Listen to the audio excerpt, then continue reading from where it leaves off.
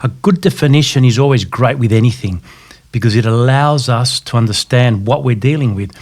So most of us have a fair idea of the physiological aspects of the human being, of course, even though most of us have not studied medicine or biology or anatomy. We have a faint idea if we hurt ourselves what to do and so forth, how long things take.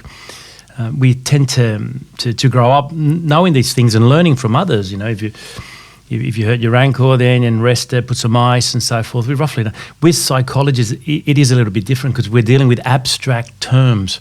And so a lot of things are confused. People say certain things, they add certain things. And so we demythicize, I suppose, anxiety. Anxiety is in everyone. Some people say, I have anxiety. And I usually say, yeah, I know, because you're a human. So in fact, if you're a mammal, you probably will have it as well, and some other animals too. It allows us to react to the world. So it's a little bit like anger or laughter. It's there, and it'll come out when needed or when it's appropriate, possibly, of course. We all, throughout life, try to be able to manage these symptoms, whether it's laughter. We know that if we're in a place that we shouldn't be laughing, we can hold on. If we're in a place that we shouldn't raise our voice, we try to hold it off and so forth. Sometimes, because we're not robots, we might make mistakes and then we can get back on track. For most of us anyway. Some people find it more difficult. So there are those people that suffer from severe anxiety, which means that their brain thinks that they should be always anxious because there's something out there that requires that reaction. So remember, when we have anxiety, it's because something triggers that. Just like laughter, something triggers us to laugh. Some people have it, and of course, that's more clinical type anxiety. And it's very, very different. Some people suffer from extreme anxiety that they can't go out. They find it difficult to meet others. Social anxiety as well, in of course in settings where there are other people. Anxiety with many other things, and related to that, of course, it's based on fear, isn't it? So related to anxiety, there's phobias and all these other things that come with it. But anxiety in itself is within all of us at a certain level, and for most of us, we're capable of dealing with it and managing it quite well. Some people find it difficult, just like with depression. So we're going to look at how we can identify some of these symptoms. So we define anxiety as something that's part of us. That means all we can do is manage it. And if you see a psychiatrist, for example, they may prescribe or recommend medication, which means that they're looking at the function of the brain. So a psychologist would look at more the emotional side of things, how it's triggered and how we're thinking about it. And so sometimes people need both type of interventions. The pharmacological that we call it, chemicals, and there's some very good medication. It's not like before. There are some very good, less intrusive medication for those people that have severe and constant anxiety that affects their daily life, affects their relationships, affects their work, affects their social life, and of course, in the end, their own happiness. So if you're not at that level, then medication wouldn't be for you.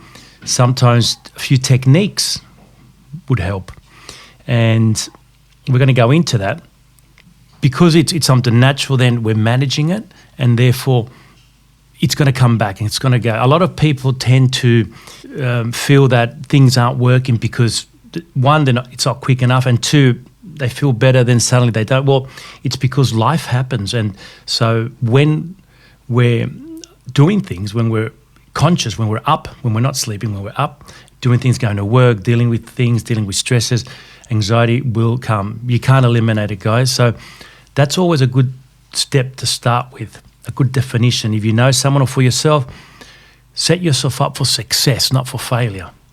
Know that all you're going to do is manage that anxiety in certain times. And with that definition, then it gives us a little bit more realism on how we're going to deal with it, and also become patient, knowing that it's going to take a little bit of time. So anxiety, when in ourselves, we can recognize it as symptoms that are affecting us when a good one is when we go to sleep. Roughly, if you find yourself that when you go to bed, you lie there and your brain keeps ticking around. A lot of people that happens to. A lot of people don't. They're quite capable of sleeping very, very quickly, and of course sometimes that changes. We're talking in general.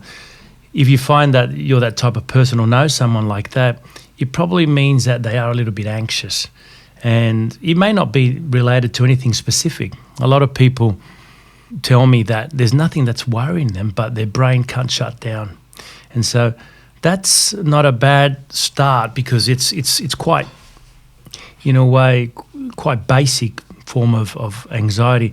Our sleep, when we sleep, if you imagine if we were living in nature, in a state of nature, sleeping is when we're at our most vulnerable.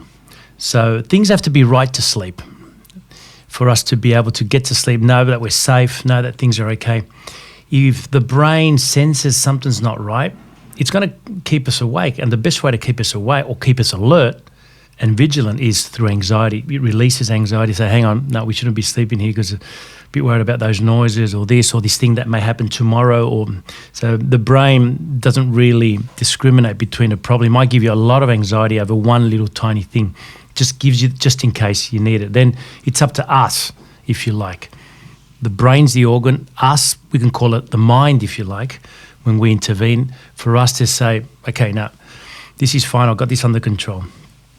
And we're going to look at how we're going to do that in a second. So, but it's important to recognize what anxiety is, knowing that it's within us, knowing that it's going to come out and when.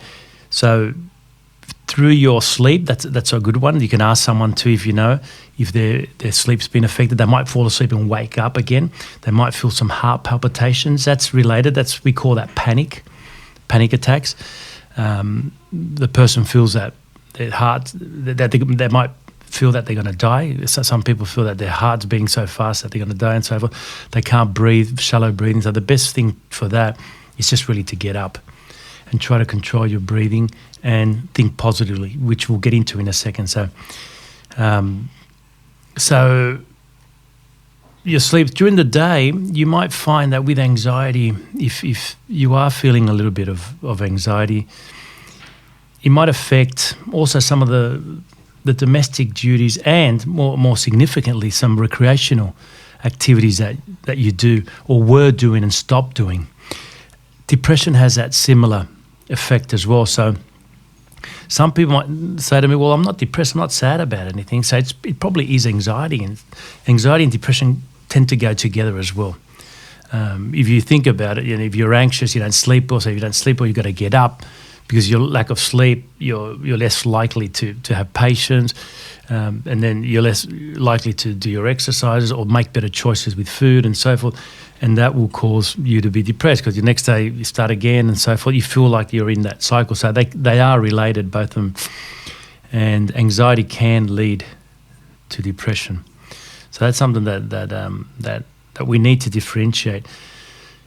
And then during the day, if you find that you stop doing some of the activities that you liked in the past, some hobbies, that could be a sign that you're a little bit anxious, that you can't focus as well. If you find that you start reading and you forget what you're reading about, some people have that anyway. I mean, that's happened to me since I was as a kid. I've always found it difficult to read for a long time, so I always had to break things up in little chunks. And when I study or when I write, I break it up in very, very small chunks, because I know that after a certain amount of time, and short time, some people are capable of concentrating a fair bit. So you know your limits and you just work around that. There's no issue. You can still get things done. You just break it up, have a rest, break it up. So if you can't focus, then that's fine. The important thing with anxiety is that it becomes circular. So you start worrying about that you can't do something, or worrying about the worrying and so forth. So that's how the most important thing is to set yourself up for success, to know, okay, this is my limitations. I'm going to have anxiety sometimes, and that's fine. And if I do, this is what I'm going to do, right? So that's how you identify it, so forth. And now what's very important is how we're going to treat this. There's various ways. if we leave medication aside, because we're not talking about that today, and we're just looking at lifestyle, then there's a lot that we can do in order to improve our sleep, improve our focus, and start getting back into some of the things we were doing before. Now, before we go into that, just make sure that if you're feeling that some of these things you identify with, there is also stress. So stress is very similar. And if you want, we can define it more as something that's happening out there. So I'm stressed out over this bill that I can't pay and they're going to cut off my light. Well, that's stress. Yeah, you might become anxious over it, but it's really, there's a direct threat, if you like, and that's going to cause you stress. And it hasn't been resolved. So look at your life. So if there are some stresses, whether you're having problems at work or in your relationship and so forth, and see whether you can identify whether it is more because it's a stressful situation or because it's anxiety. Now, it's very difficult for us psychologists to sometimes diagnose that, because the way I like doing it is just making sure that if there are quite a few stressful situations, then I'll just take it as stress for now and slowly look at the anxiety. Because with stress, it's just a little bit easier to deal with because you're dealing with a concrete event outside of you. And whilst that thing is there, you're going to feel stressed out. And again, connected with anxiety and connected with, like I said, in psychology, there's an interconnection of things, and I think the real gift is to try to separate these things and have some clarity. So just think of your own life, whether there are any stresses, and then we can start identifying, categorizing, and then going into a therapeutic stance. But if you feel that it is anxiety, there's nothing really bothering you, you just have that sense of dread maybe sometimes. Some of the philosophy in the past, this is nothing new.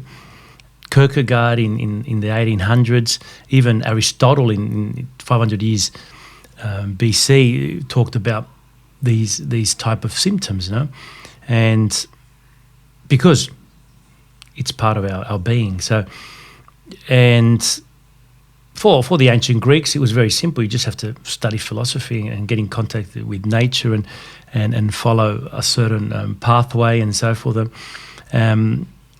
For some of the more existential type philosophers, they thought that there's no way out of this.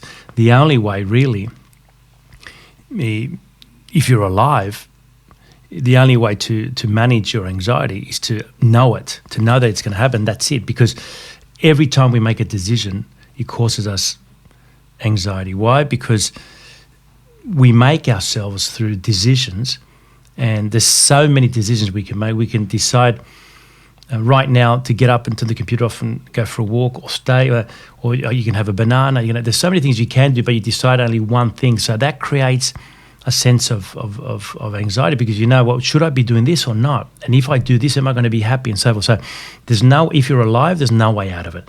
But there is a way to be happy, and that is to understand that all you can do is try to make the best decision at that time. And then if you get that problem coming back to you, we might call it regret or whatever, then you need to look at it in a rational way, not an emotional way, in a rational way.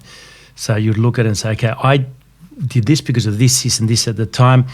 Things have changed, but I wasn't aware of it, and that's fine. And just like you would talk to maybe a child, then you can talk your way through things like this to yourself, to your brain.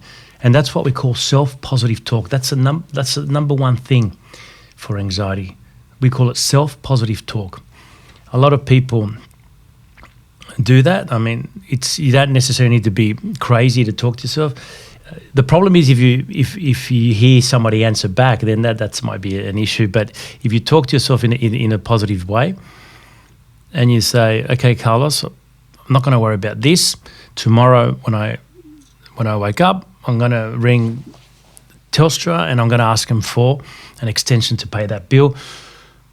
and I'm going to say this, if that doesn't happen, then I'll deal with it. So you break it up in chunks and you talk to yourself almost like in third person, but you're really talking to your brain, because your brain's like a computer. It's not intelligent. It's just very good at processing data, but it still needs like a keyboard. So now you're on Zoom, your computer, if you want to get on Twitter right now, unless you get on your keyboard or your mouse and do something, the computer won't know. Brain's the same. If you don't want to be anxious, the brain needs to know. If you don't want to be stressed, the brain needs to know. It's not going to resolve everything, but the brain's going to know that symptom isn't required now, because we're still in a primitive sense locked into that state of nature. So if a lion is running after us, then we'd be very anxious, running fast and trying to get out, because it's life or death. But someone might cut us off while we're driving. It might make us as anxious. The brain doesn't discriminate with the events. It just gives us anxiety. So then it's up to us to say, you know what, that's fine. They must be in a hurry. They must be I'm going to let it go. And so you're making a better decision, and that creates the opportunity then for happiness, really, in that sense of the term. So self-positive talk, that's the number one thing. If you can introduce that into your day, you can have a little bit of, when things are needed to be done on it, you say, okay, I'm going to do this. You may be reflecting almost, but out loud, because our thinking is what creates anxiety. We know that now, 100%. So if there's no thinking, there's no emotion, there's no anxiety, no anger, or whatever, any other one. So thinking causes emotion. Emotion causes behavior. It's scientifically proven. We've done tests. So that's why we focus on the thinking. If you change the thinking, you literally change your life, because you've got the first thing. So positive thinking is very important, and the best way to think positively is to talk to yourself out loud, because when you talk, you override your thinking in a way. Your brain picks up what you're saying, not what you're... So I might be thinking green, but saying the word red to myself, and my brain's going to identify that a little bit better. So I might decide, I really would like to stop the car and punch that guy. I might think that. But if I say to myself, as I'm thinking that, it's all good, you can stick to the plan, stay in the car, it's not worth it, keep going, and you give yourself an order, then the brain goes, okay, everything's good, we don't need this anxiety or anger or whatever it may be. So your thinking is overridden by self-positive talk. So that's number one. And I've gone into it a fair bit today, because if you don't get that right, it's very hard to then... It's a bit like a mathematical formula. You've got to get the part right at the start. And we don't want to bombard you with a lot of things either. So we're going to stick to self-positive talk and two things that you can do outside of yourself, if you like. So this is internal. This we're talking about dealing with our own brain. There's things that we can do in the world that external of us that are going to help tremendously with anxiety. I can tell you, it doesn't matter who you talk to, and you can tell them I told you, all good. If you can talk to any psychologist, any life coach, psychiatrist, any specialist, you can tell them this, that there's nothing better, there's no medication that they can offer you that's going to be better than physical exercise for anxiety, without a doubt. There's nothing better than that.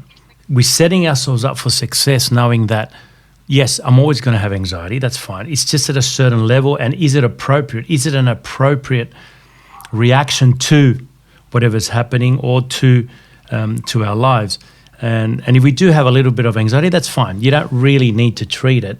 It's going to come and go, and it's based on basically on being alive. And whenever you got to make decisions, it does cause a little bit of anxiety. So physical exercise is good because you release the anxiety before it comes out. So if you can do something regularly, and it's about regularity, it's not about how much you do.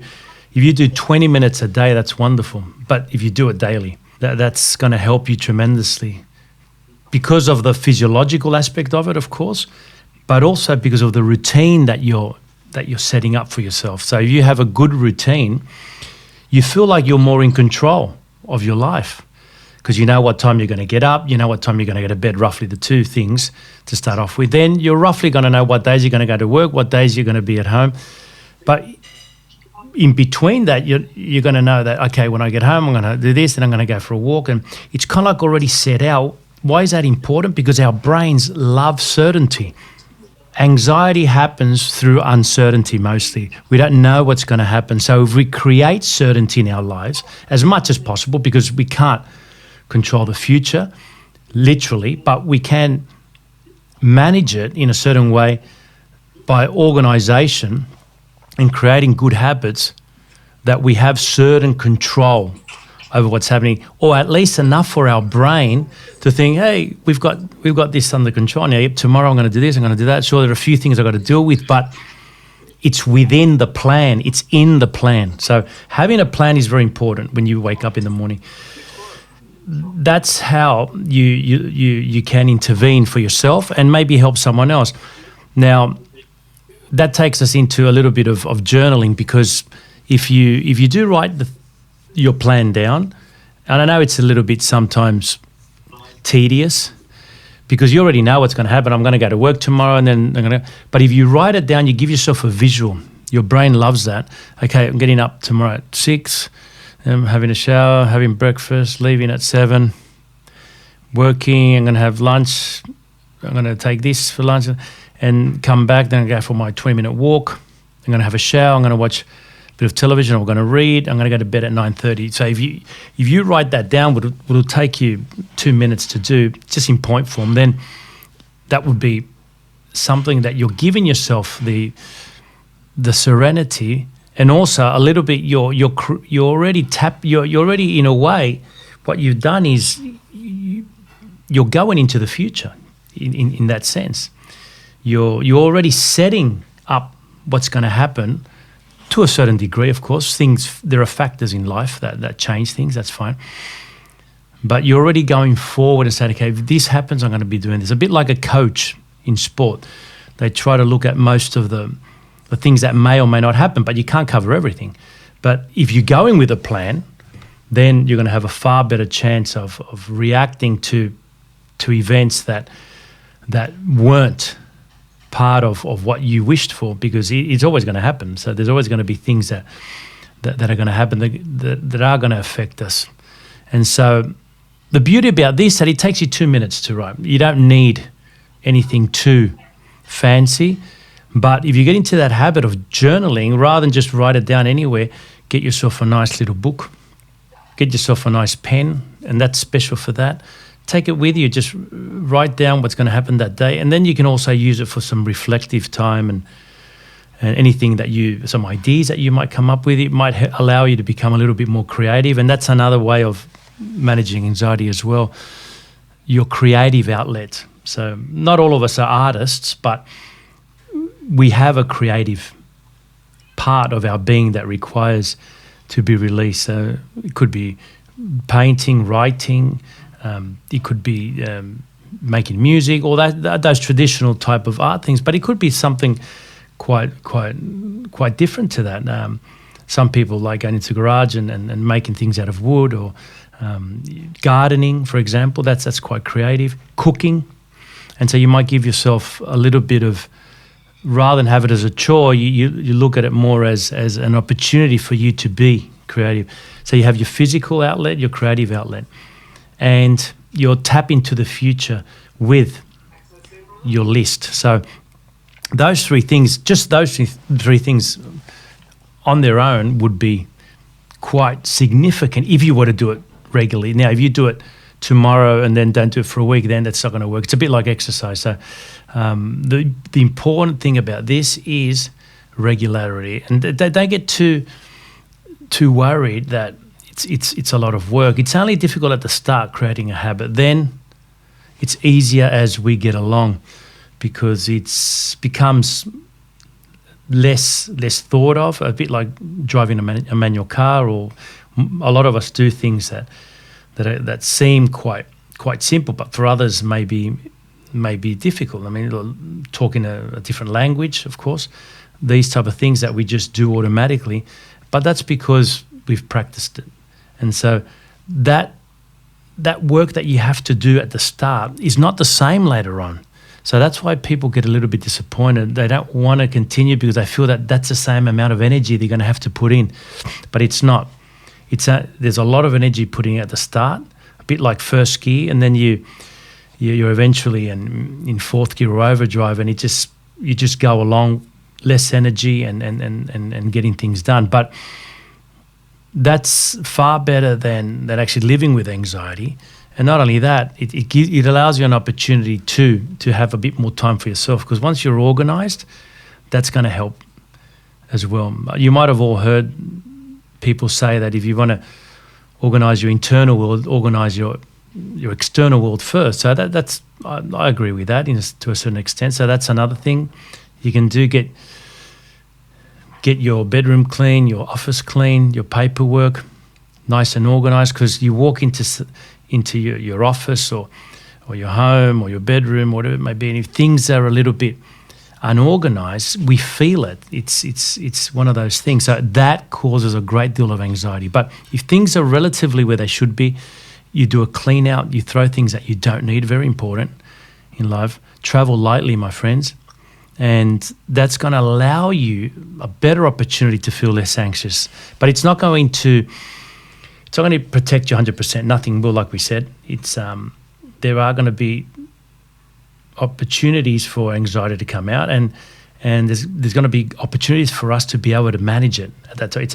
So make sure it's almost like getting excited with that challenge rather than getting worried that you're anxious. So that's a difference between severe and chronic depression and anxiety, severe and chronic anxiety, and just everyday type of anxiety, which most of us will have. So you give yourself a little bit of a break, allow yourself to be anxious, that's fine.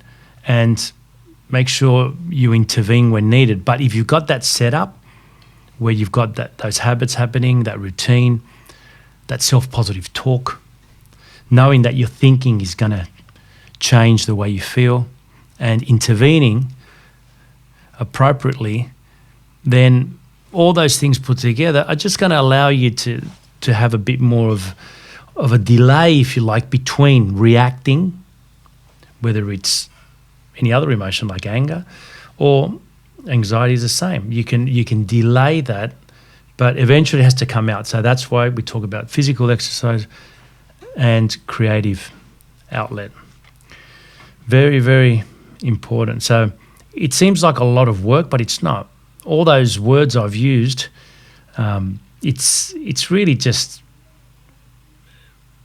what we're saying is that you get up at a certain time as much as possible, and you go to bed at a certain time. And within that, you just add about 20 minutes worth of exercise a day, and you intervene when needed for your anxiety. Now, if you know of someone or yourself that has severe anxiety and you've tried all these things and nothing works, then they will require treatment. And the best thing to do is to talk to a GP, get a referral to see a psychologist or a counsellor. There are some very good counsellors as well, and even social workers are doing it as well.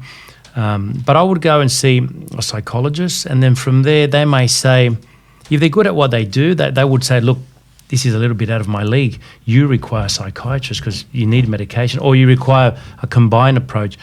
And then back to the GP, get another referral and start from there, because there may be an issue with chemical reactions as well. And doesn't matter how much you work on your lifestyle, if there's an imbalance, then medication may be required. Most people require short-term. Short-term in psychotherapy is 12 months, really. So anywhere between 6 to 12 months. Now, I know a lot of people, patients that have come to me and have been on the same medication for 12 years, and we don't know whether it's working or not, because it just becomes part of what they do. So, and because there are some good medications that have come out recently as well, it's always best to if after a certain amount of time it doesn't work, and I would say 6 months, then it's not worthwhile continuing to take.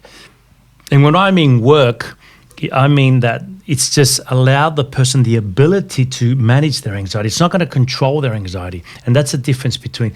So when we take medication, if you have a headache, you take a tablet and roughly within 20 minutes your headache should go. So you take 2 tablets and so that's roughly how that works. Now, with anti-anxiety medication, it doesn't work that way.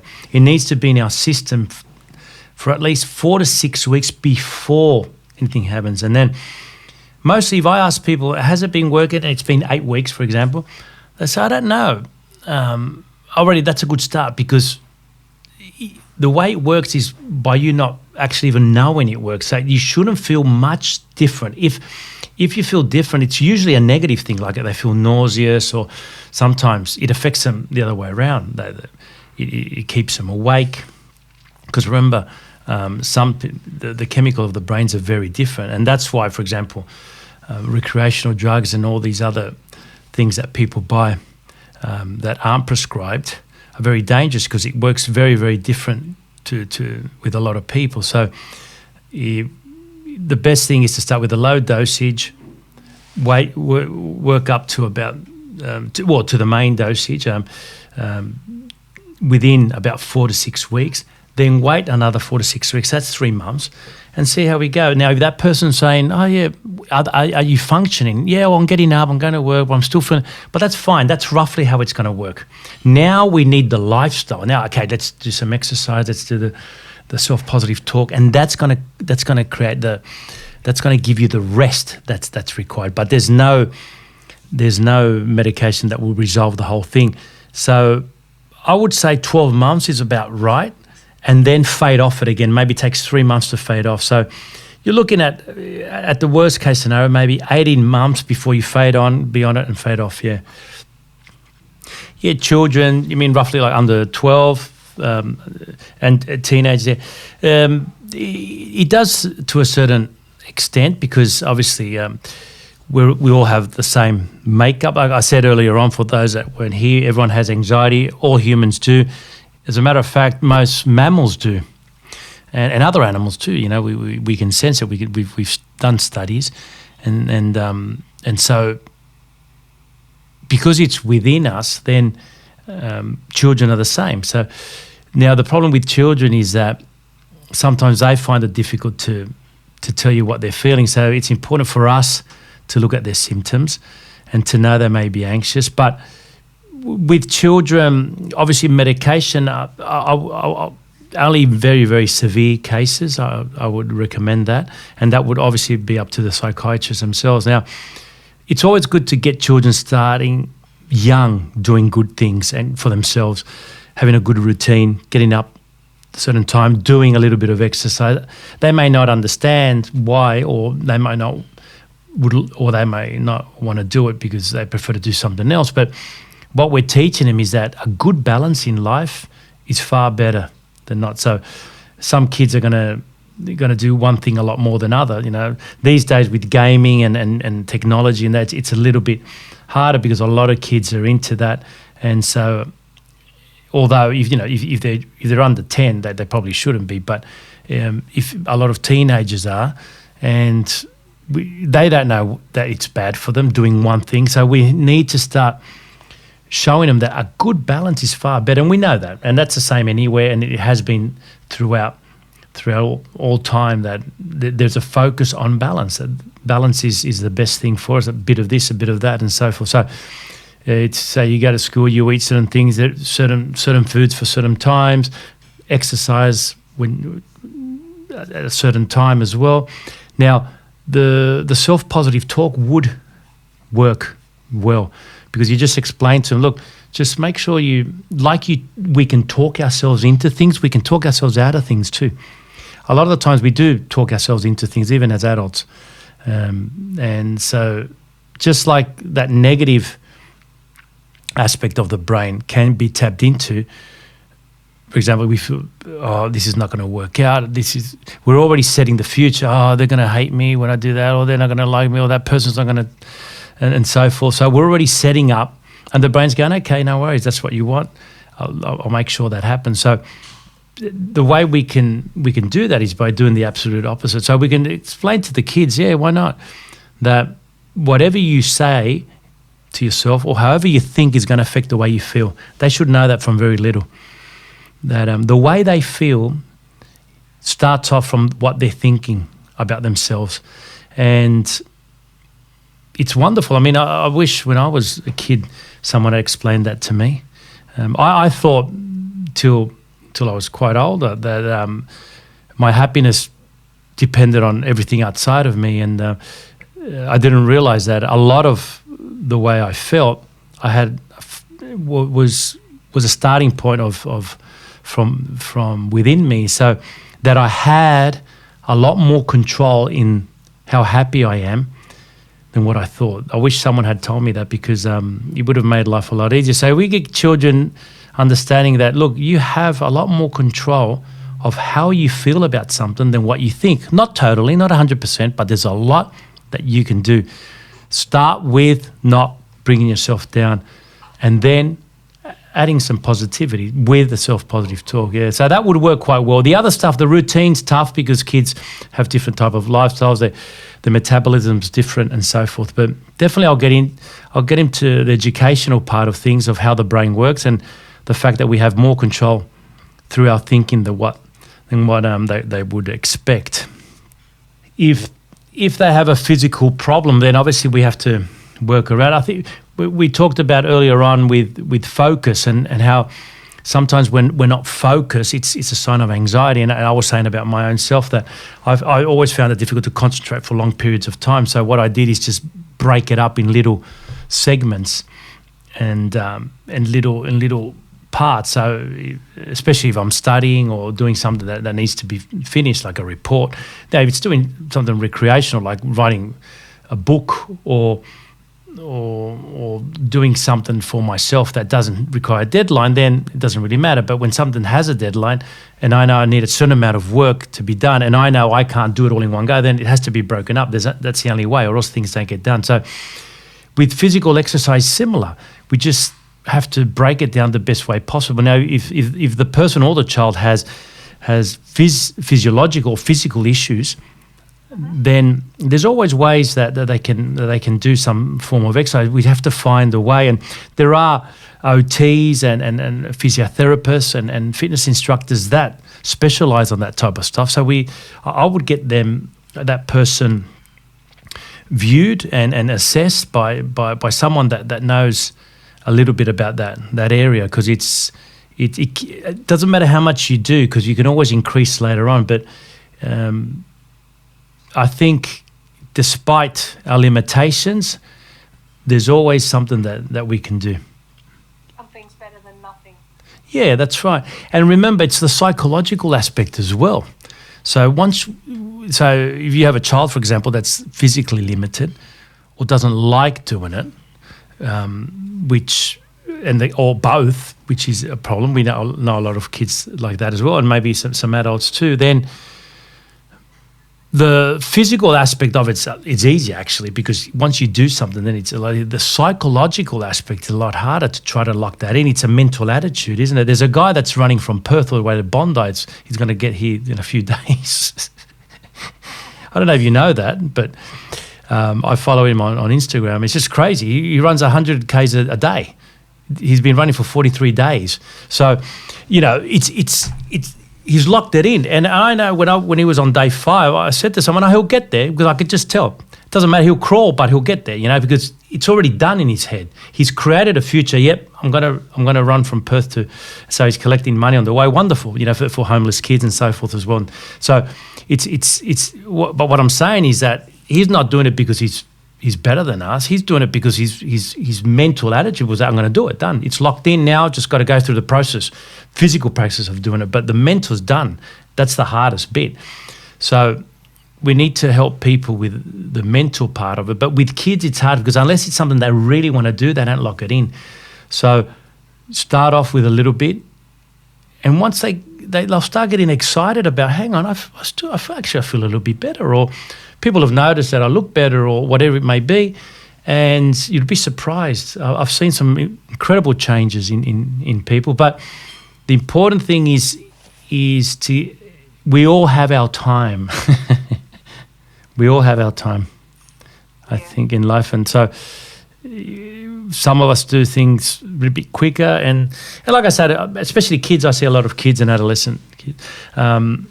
Some of us are good at some things, others at others. It's just that some of those things that some people are good at, it stands out, especially if you're in maths class and there's kids that are really good at maths and so forth. And so it stands out because that you see it that kid might be great at poetry, might not have the opportunity to express themselves, but they will later on in life. So you give them the encouragement that maybe your skills or what you want to do, it's not your time yet, but it will come. But before that, there's certain things and basics that you have to do: sleep well, exercise regularly, eat well, and make good decisions, at least for a certain time, in order to prepare ourselves for what we want to do eventually, because we've already got then most of it, that routine done. And so regardless of where we are in life, that's going to help us.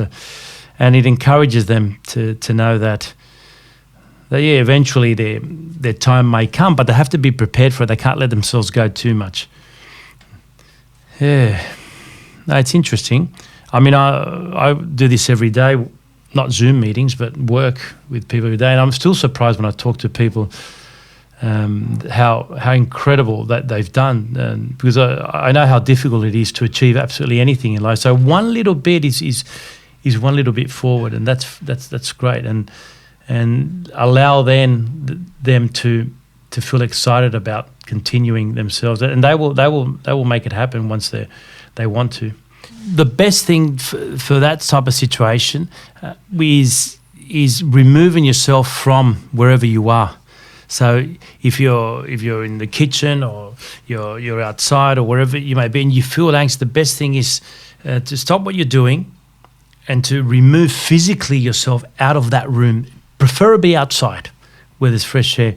Then when you're there, if you find that you're very, very anxious, the best thing to do is just get a chair, sit upright as much as upright as possible. Get cross your hands, and just using that self-positive talk that I've got this under control, everything's okay. I'm just going to control my breathing. So you just tell your body what you're doing, and it might be hard to breathe deeply. So all you do is just maybe breathe in for 3 seconds and breathe out for 3 seconds. And you just continue that. Once you've got that, it might only take three or four breaths. You can go to 4 seconds. And once you get to 4 seconds in, so you go, you get into a rhythm. You can do that for about 4 minutes. So you sit outside for 4 minutes and just try to control your breathing. And don't worry about your thoughts. Meditation's great and all that type of stuff, but when you're anxious or you're someone that's a bit of a thinker that finds it hard to switch off, then what happens is that it's more frustrating sometimes. You get more anxious when you're trying not to think.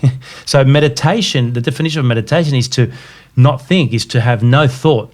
It's very difficult to do unless you're a Buddhist monk and done it for years. It's very difficult. So I would prefer someone to allow the thoughts to come. You're given permission the thoughts to come, but you know what? You're not attached to them. You're not attached to them emotionally. You can see that, you can observe the thought, if you like, in your head. I'm thinking about what that person said to me that I didn't like, but you're deciding that you're not becoming attached. So I mean, you might have missed out that when we talked about we have our thinking, then we have our emotion, then we have our behavior. So if you focus on your thinking, you will change your life. You will change your emotion, your behavior, and your life ultimately. And as well, which we didn't say, which I will now, even the way others see and treat you as well. But it starts with the thinking. If you can get that thinking right, now, because our brain is made to think constantly, unless we're asleep, even then, there's still a lot of things happening even when we're asleep, and of course we dream and so forth. But when we're in the everyday life, out and about, or doing things, whatever it may be, there's a lot of processes happening, and so it starts with the thinking, and so the neurons fire and things happen, and so it's quite complicated. Just picking up a pen your brain sending a signal to your hand, let alone writing your name. Very, very complex process. So a lot of things are happening at once, but with the thinking, if we have positive thinking, then our brain will continue to do all those things, but not make us feel bad or make us feel anxious or depressed or sad or angry for that moment in time. It's a bit like when you're in a place and you don't want to laugh, and you feel like laughing, and you hold on, and that's basically what you're doing. You're telling your brain, "No, I'm not going to laugh." Sometimes it gets too much, and you've got to walk out, of course. But we are capable of intervening in our emotions. I'm deciding not to laugh because I don't think it's appropriate. So you're intervening. So when I say you, I mean your mind. There's your brain and your mind. And so the brain is an organ. It's going to do things. It's going to fire neurons and stuff. Now, your mind, in psychology, I like calling it the mind. You can call it, some people like calling it the soul, the spirit, if you like. If you're that type of person that you're into something more metaphysical. Some people call it our personality, which intervenes and so forth. The psyche, there's many names, but the mind is fine for me because I like the distinction between brain and mind. The brain, the physical part, the mind, us, whatever makes us, I don't know. It's maybe the essence and so forth. It's that old philosophical question that no one's been able to answer, so I'm not going to in the next 2 minutes. But if you can have your mind, you making sure that you're always looking at your brain and say, yeah, brain, you do all this stuff, that's fine, but this is where it ends. I'm not going to get angry. I'm not going to get anxious. I'm not going to, in these certain times, I'm going to allow myself to do that, of course, because I'm human, but I'm going to have as much control as I can. And so you can do that through practice, but it takes practice. It's like learning how to kick a ball or learn a new language. You got to start from zero, and then that little bit adds, and then eventually, if you practice it enough, you'll get better at it. And so I think for us in the Western world, it's better to allow our thoughts to come in. So while you're there for 4 minutes, just allow your thoughts, but what you're doing is learning to detach yourself from the thought, and that's far better. You can have the thoughts, just decide not to feel bad about it or whatever it may be, or sometimes good about it, like we said, like you feel like you're not going to laugh, So all you're doing is you're intercepting the thought from the feeling. You're getting in between those two. I'm thinking this, but that's fine, Yeah. And that's how actors do it. That's how, good acting is immersing yourself in that. Bad acting is when they're thinking something, but they're not really feeling it. And you can tell, they're just reading the script, So a good actor or method actor can allow themselves to immerse, just like in real life. So what we're doing, what you're doing is bad acting, basically. Try to disconnect, yeah. Sorry, someone said something? It's all in the mindset. Yeah, a lot of it is, a lot of it is in the mind. There are physical limitations and all these things, and we worry. There's what others do as well. It's like when you're driving. You can only take care of your own driving. Someone might make a mistake, and we've all been either in a situation where that's happened to us or close. That's been someone else's fault. So we can only do as much as we can do, of course. But what we're doing is just eliminating many other possibilities, and you're going in with a plan. So, yeah. It's one of those things that for those that weren't here, what we said at the start of this is that we're going to talk about a few myths about anxiety, and the big myth is that you can cure anxiety. There's no cure for it because, there is, but you won't be alive. So if you're alive, you're anxious. You're going to have some anxiety because you're reacting to other things, to the world, to your own thoughts and so forth. So it's part of our existence in a way. We did talk about that, about how the existentialists felt that there's no way out of that because every decision we make causes us a little bit of anxiety because we don't know if it's the right decision. And not only that, we're leaving aside so many other things. So by me deciding to study psychology, I left aside an infinite amount of other things I could have done. And is it the right thing? I think it was, but it's not always as clear cut. It's not. Someone might invite us to go to a party. They go, okay, I decided not to go. Oh, is that the right thing? And so forth. So every day, as we live, that might be much less significant, but they add up, and so that causes us anxiety. So the way we do it, not cure it, we manage it through a good routine, exercise, positive talk. Yep, that's basically it. Yeah, and then some people that require medication, that's a separate. Yeah, I think going back to what we talked about with Rhonda just before, I would say if you're there with them, of course, it's a bit like first aid, isn't it? You've got to.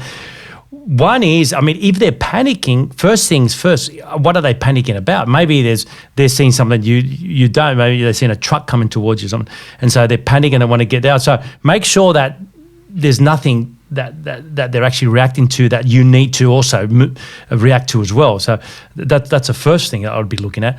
If there's nothing, which usually there isn't in these type of things, we're talking about psychology here, so it's usually all things that happen within our brain and mind. Then I would say to them, let's walk out. So you take that the next step that we talked about just now with Rhonda, taking them out of that physical environment, physically first. Preferably, you could go anywhere to another room, but preferably outside, and just maybe getting them to sit down and just say, look, just don't worry about your thoughts. Just let your thoughts come to your head. But what I want you to do is I want you to control your breathing. Just try to breathe in for 3 seconds with me. I'll count 1, 2, 3, and now I'll breathe out 3, 2, 1, 1. I'll do it with you. 2, 3, 3, 2. And then when they get that, you go to 4. Okay, and that's okay. Look, everything's fine. You're safe, and you just talk to them like as if you're talking to a child as well in that tone. That look, don't worry, everything's safe. We'll talk about what's happening later. Let's just get your breathing under control and just focus on that. If any one of us were dropped in the middle of the Amazon tomorrow morning and left there, and as long as we have a few things to survive, we would probably if we get past the first week, we'll probably survive. Because we're made to survive. We're made to, because you'd be anxious, you'd be thinking, is there a jaguar? I don't know if jaguars are in the Amazon, but they are now. And so we still are equipped to survive in the middle of nowhere because we haven't evolved enough yet to adapt to civilized society. And so eventually, I don't know what would happen if we're still around, well, not us, but if humans are around in 10,000 years, 20,000, who knows, maybe people would have less anxiety and anger because they're two things that aren't really that necessary in the modern world, as necessary as in the state of nature, that you're always. Just look at a documentary, David Attenborough. All these animals, it's life or death. They're always anxious. They're looking before they go out and eat. They hide. It's life or death. It's a lot of anxiety happening. So we're not exposed to that because we live in a civilized society. So if someone's harassing you, you ring the police or you're doing that. We've got certain things that you don't need to arc up. You don't need to run away, or sometimes we do, but you don't need to know how to fight. You need to be strong. These days we have systems that protect us. There are certain rules that we need to abide by. So these type of emotions aren't needed as they would be, but we still have them. There's still a part of our brain that would switch on if we're going into the Amazon, or all of us, I'm sure, or most of us anyway. If you haven't, it's probably because you're too young. Have been in a situation where we've had to react irrationally and more animalistic, to save our lives, or whether it wouldn't have been that we had to fight a jaguar, but it might have been maybe we're in a situation where we felt uncomfortable. We had to get out of there. We just did it. We went with our intuition, our instinct, and we just got out of there. Or we had to.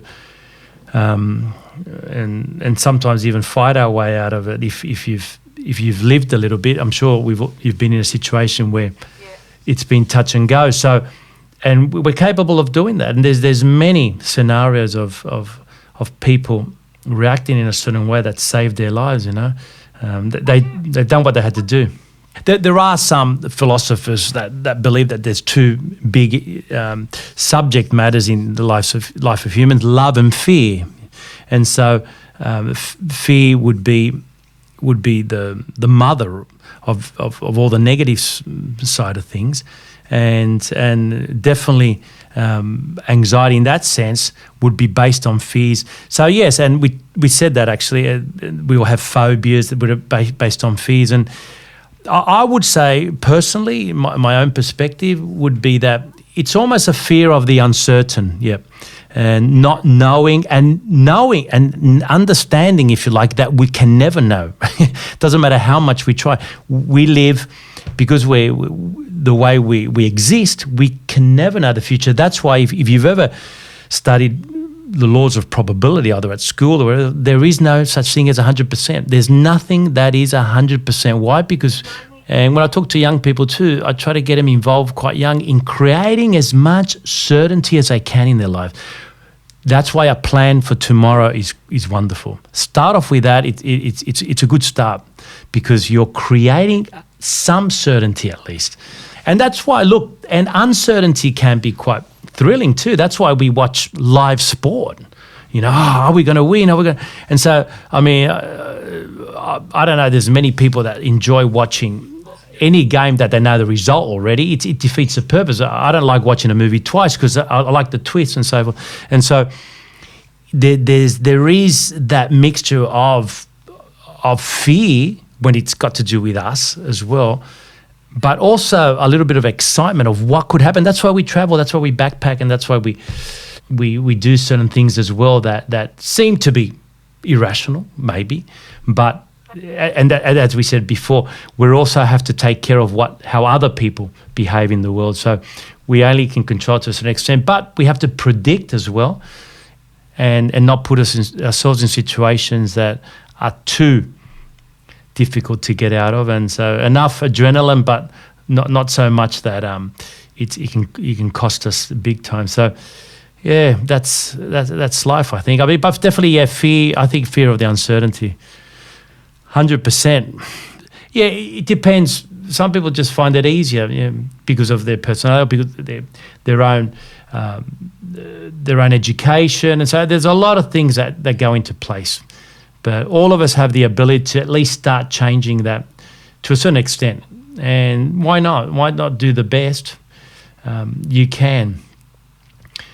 And then leave it in the hands of the universe to see what happens, But that's part of being alive, my friends. I think just start off, don't be too harsh on yourself. Negative thought is part of the basis of the brain, so we all have it. It's just that some people are better at identifying and then overriding it. But negative thought is the basis of all our brains. That's where it starts. People that are positive work hard at it. But their brain the default setting is negative.